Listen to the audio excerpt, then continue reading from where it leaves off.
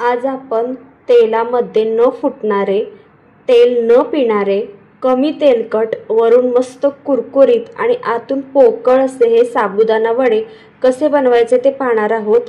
त्यासाठी एक सिक्रेट पदार्थ यामध्ये वापरणार आहोत की ज्यामुळे साबुदाणा वडे मस्त वरून कुरकुरीत आणि आतून छान पोकळ असे तयार होतात। व्हिडिओ स्किप न करता शेवटपर्यंत नक्की पहा आणि तुम्ही ते पाहू शकता साबुदाणा वडे मस्त आतून पोकळ झालेले आहेत आणि मस्त कुरकुरीत असे छान तयार होतात।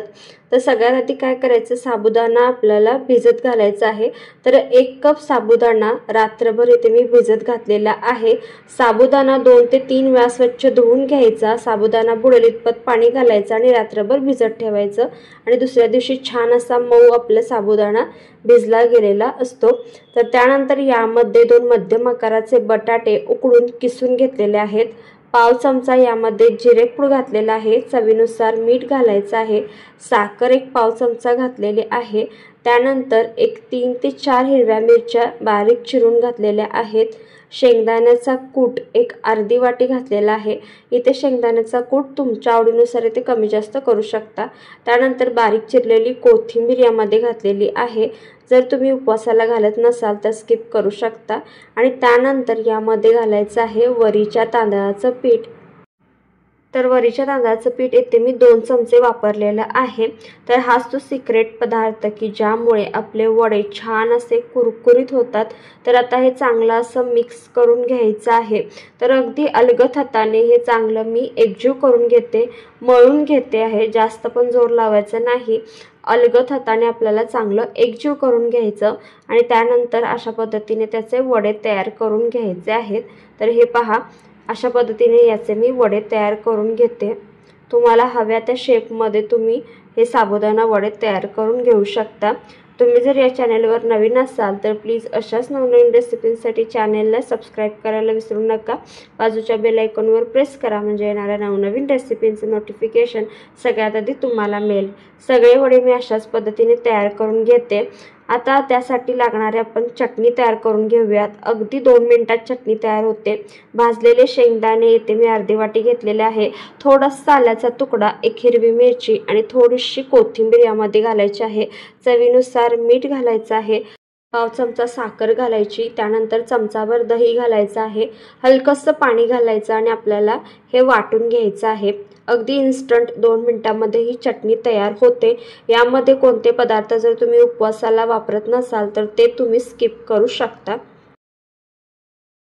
तर हे पहा, इथे आपली मस्त चटपटीत फ्लेवरची उपवासाची चटणी तयार झालेली आहे। वाटल्यास तुम्ही जिऱ्याची फोडणी याला देऊ शकता।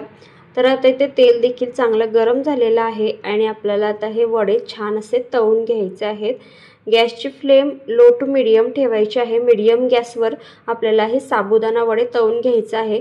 जास्त पण हाय फ्लेमवर जर तळून घेतलात तर वरून लगेचच वडे करपण्याची शक्यता असते आणि आतून वडे हे तसेच कच्चे राहतात।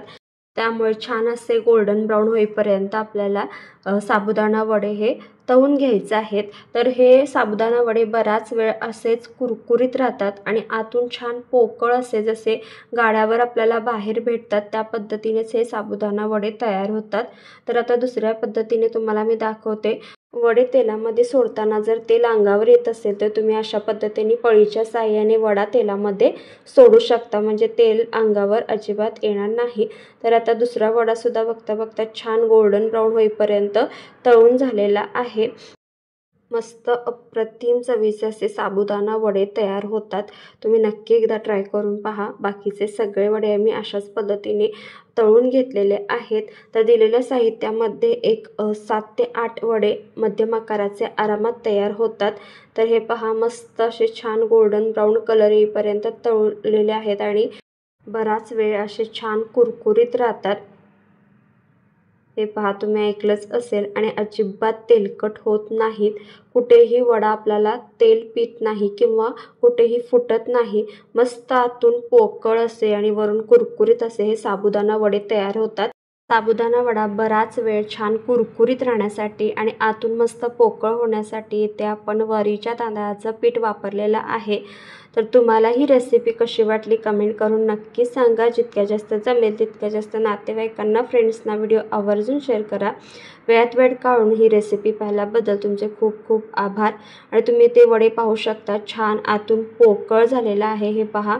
आणि मस्त कुरकुरीत पोकळ कमी तेलकट असे हे वडे आपले तयार झालेले आहेत. रेसिपी कशी वाटली कमेंट करून नक्की सांगा. जर नवीन असाल तर चॅनलला सबस्क्राईब करायला विसरू नका आणि रेसिपी आवडली असेल तर लाईक करायलाही विसरू नका. पुन्हा भेटूया अशा नवनवीन रेसिपींसोबत.